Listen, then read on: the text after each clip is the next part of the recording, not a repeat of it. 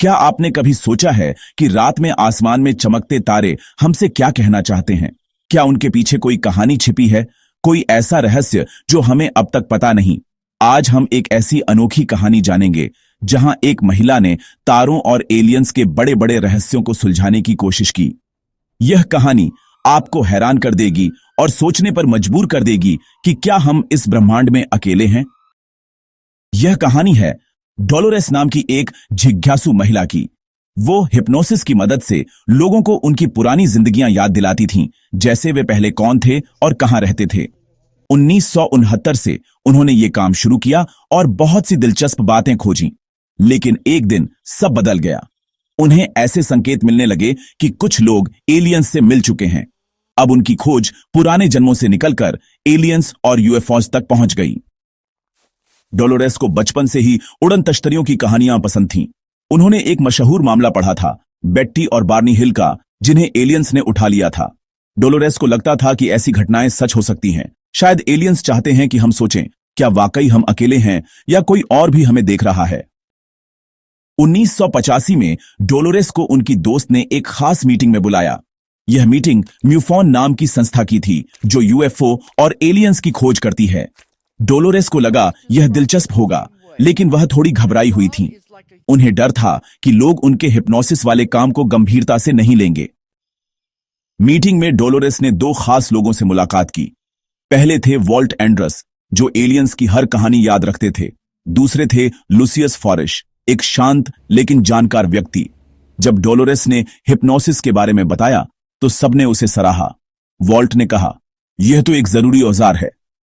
Dolores को बहुत हिम्मत और भरोसा मिला। 1986 में डोलोरेस के पास एक महिला लाई गई, जिसे लगता था कि एलियंस ने उसे उठाया है। वह हिप्नोसिस करवाना चाहती थी और लू ने डोलोरेस से मदद मांगी। डोलोरेस ने पहले कभी ऐसे केस पर काम नहीं किया था, लेकिन उन्होंने हां कर दी। हिप्नोसिस एक ऐसे कमरे में करनी थी जहां 30 लोग मौजूद थे, जो एक शांत माहौल के लिए ठीक नहीं था। हिप्नोसिस के दौरान महिला ने बताया कि कैसे छोटे छोटे ग्रे एलियंस उसे रात में ले जाते थे, कैसे अंतरिक्ष यान में टेस्ट होते थे और कैसे ये सब बचपन से ही होता आ रहा था।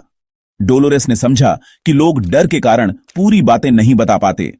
उन्हें अब एक नया तरीका बनाना था जिससे डर हटे और सच्चाई सामने आ सके।